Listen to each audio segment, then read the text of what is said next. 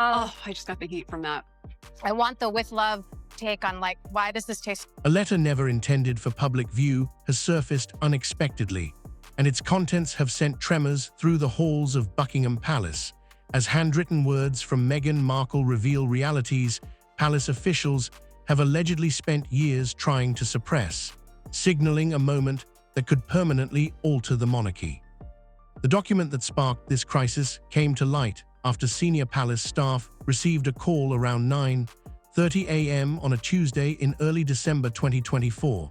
when a journalist from a major U.S. outlet revealed possession of a handwritten letter from the Duchess of Sussex containing allegations so serious that immediate crisis management was triggered. Emergency meetings were convened within minutes, communications teams were diverted from other work, legal advisors were urgently consulted, and the palace, known for its rigid protocol and restraint, was thrown into disarray.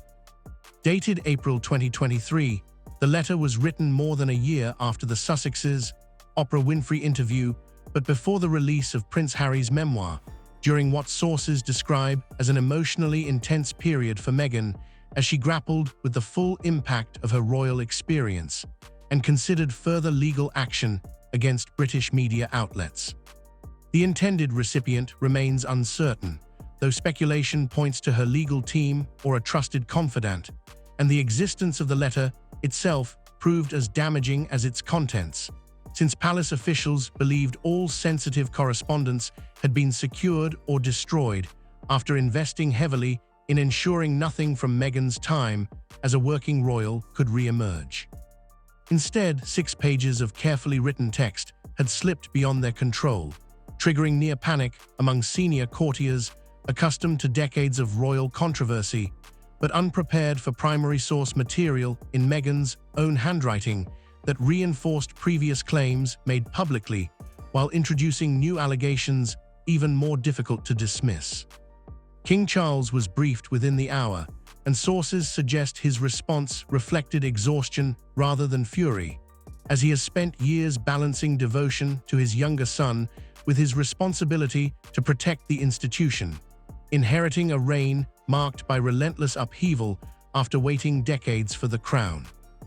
Prince William's reaction was reportedly far more intense, as he has long blamed Meghan for Harry's estrangement, and the letter's detailed accusations only reinforced his worst suspicions, leading him to push for a forceful public response, while others urged restraint, citing the monarchy's long-standing strategy of silence that has historically minimized damage despite notable exceptions. Investigators immediately focused on how the letter was obtained, weighing possibilities ranging from theft to deliberate leakage or legal discovery, each scenario carrying different risks, while the timing proved especially problematic as the leak emerged just weeks before major royal events and during a fragile period for King Charles's reign and William and Catherine's own challenges. Although the American publication has not released the full letter, excerpts already published indicate allegations involving race, unmet mental health support, specific conversations with named individuals, and systemic institutional failures, presenting detailed accounts that are difficult to refute. To understand the significance of the letter, one must trace the path leading to its creation, beginning with Harry and Meghan's unexpected announcement in January 2020 that they would step back from royal duties, a move made without coordination that signaled their refusal to follow established rules. Subsequent negotiations were tense, with Harry seeking a hybrid role and the palace, led by Prince William and senior aides, insisting on a strict all-or-nothing approach, culminating in an agreement reached at Sandringham that stripped the Sussexes of active royal roles, patronages, and public funding, prompting their relocation to California. While Harry and Meghan framed the move as an escape from an oppressive system in favor of mental health and family, palace-aligned narratives portrayed Meghan as unwilling to accept the sacrifices required by royal life. The conflict escalated with the 2021 Oprah interview watched by millions worldwide, in which Meghan described suicidal thoughts during pregnancy, de-need assistance, and conversations about her son's skin color, while Harry spoke of financial cutoffs and institutional failure to protect his wife. The palace issued a brief response, acknowledging differing recollections and promising private review, but the controversy persisted, deepened by a Netflix documentary series in 2022 and Harry's memoir in January 2023, which detailed family conflicts and reportedly severed remaining communication. Despite public claims of reconciliation efforts, trust had collapsed, with every interaction viewed as potential future material, and Meghan's role remained sharply debated between supporters who saw courage and critics who alleged manipulation.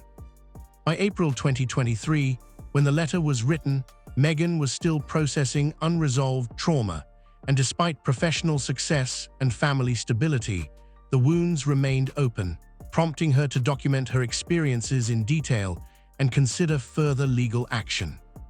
The portions of the letter that have become public are striking in their precision, naming individuals, citing dates, and recounting incidents with a level of specificity that makes denial exceedingly difficult, effectively transforming the document into something resembling a legal record rather than a personal reflection. The document reads less like a private note and more like a carefully constructed record disguised as personal correspondence, with each allegation methodically supported, beginning with Meghan's account of the period immediately following her engagement to Harry in November 2017, when she says she attended meetings with senior officials at Buckingham Palace, including private secretaries and communications staff, and was explicitly told that shielding her from hostile press coverage was not considered a priority and that the institution had endured worse scrutiny than tabloid criticism, advising her to develop what they described as a thicker skin, a claim that directly contradicts public assurances made at the time and provides further insight into Harry's later anger over the palace's refusal to defend his wife. According to the letter, Harry repeatedly requested legal intervention against the most extreme tabloid abuses and was consistently denied on the grounds that engaging the media would only fuel further coverage, while Meghan's most disturbing allegations center on how her mental health crisis was handled, as she recounts reaching out to Palace Human Resources to disclose thoughts of self-harm only to be told no assistance was possible because she was not a salaried employee. Describing desperate pleas for professional help that were repeatedly blocked by officials who insisted psychiatric treatment posed a reputational risk due to potential leaks. The letter also expands on the conversations regarding Archie's skin color, stating they occurred multiple times during her pregnancy and involved speculation about whether it would be problematic if the child appeared too visibly mixed race, naming specific family members whose identities were later redacted and characterizing the exchanges as casually racist and deeply painful because they stemmed from concern over public perception rather than overt hostility. Meghan further details allegations involving Catherine, Princess of Wales, particularly the bridesmaid dress dispute before the May 2018 wedding, acknowledging heightened emotions but disputing press reports that she made Catherine cry and asserting instead that the reverse occurred, followed by an apology accompanied by flowers and a note.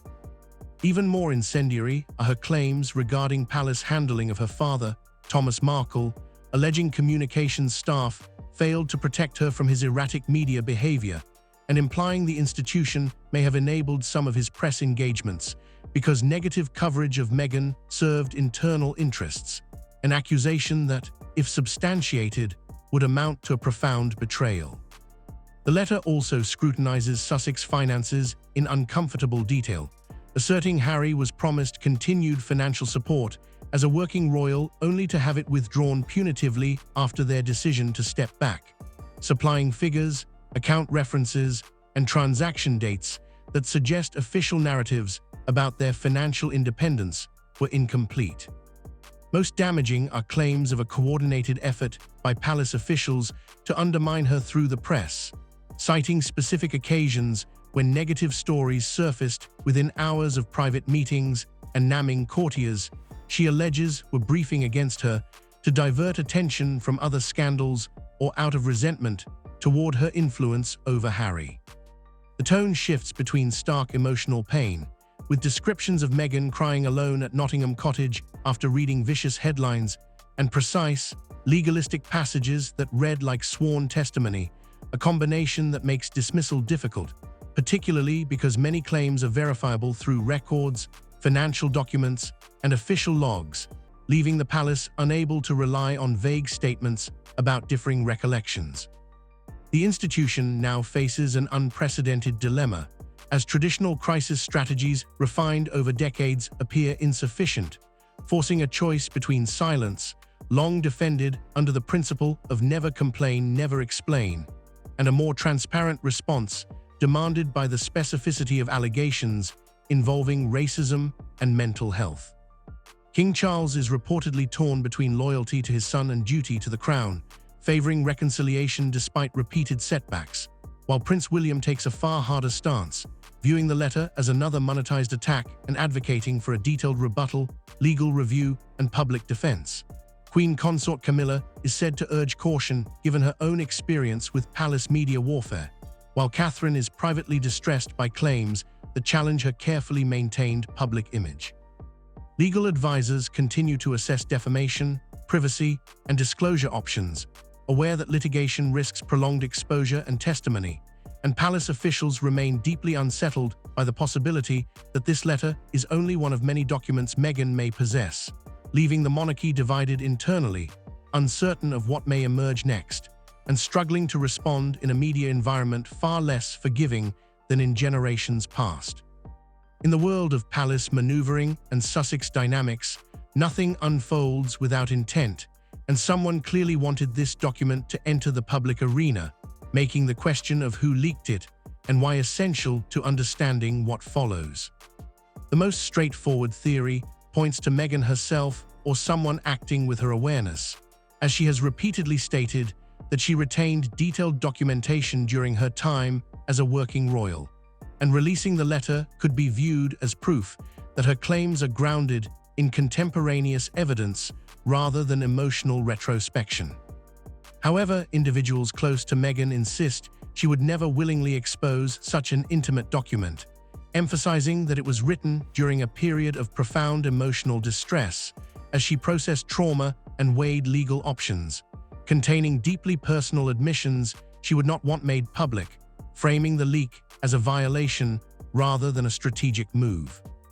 Another possibility suggests palace insiders acted first to control the narrative, reasoning that if Meghan intended to disclose the information eventually through another book or interview, releasing selected portions now could blunt its impact by framing it as outdated reflections from a difficult chapter rather than fresh accusations, a calculated approach carrying significant risk. Some observers believe the source may lie within Meghan's legal circle, where sensitive materials are routinely handled and rare breaches can occur, especially if the letter existed across multiple files as part of legal consultation. Others point to third parties with independent motives, noting that journalists covering the Sussex saga have cultivated extensive networks spanning both palace staff and the California circle, making it conceivable that aggressive yet lawful investigative methods produced the document. The American outlet that broke the story has confirmed the letter was obtained legally and authenticated through multiple sources while refusing to disclose specifics, frustrating palace investigators attempting to identify vulnerabilities. The breach has raised alarms about systemic security failures, suggesting either internal sabotage by someone with significant access or far weaker information safeguards than previously assumed. The timing of the leak in December 2024 has fueled speculation, as it did not coincide with the Netflix series or memoir release, leading analysts to suggest links to US visa discussions or negotiations around Harry's attendance at future royal events, positioning the disclosure as leverage. Within the Sussex camp, suspicion reportedly falls on former staff members amid high turnover and contentious departures, while palace courtiers themselves are not exempt from scrutiny given long-standing factionalism and the possibility that some sought to permanently sever reconciliation by further poisoning relations. Others speculate this was not a leak at all, but a managed release, potentially involving negotiated excerpts intended as a warning shot demonstrating what could follow if conditions were unmet. The immediate fallout is already evident, with implicated staff facing scrutiny, some issuing guarded statements, others remaining silent under legal counsel, and several senior courtiers reportedly considering departure out of fatigue rather than guilt. For King Charles, the situation has complicated decisions surrounding upcoming royal events, particularly whether to extend any gesture toward Harry ahead of the May 2025 coronation anniversary, as inclusion risks backlash while exclusion cements the rift and undermines his image as a unifier.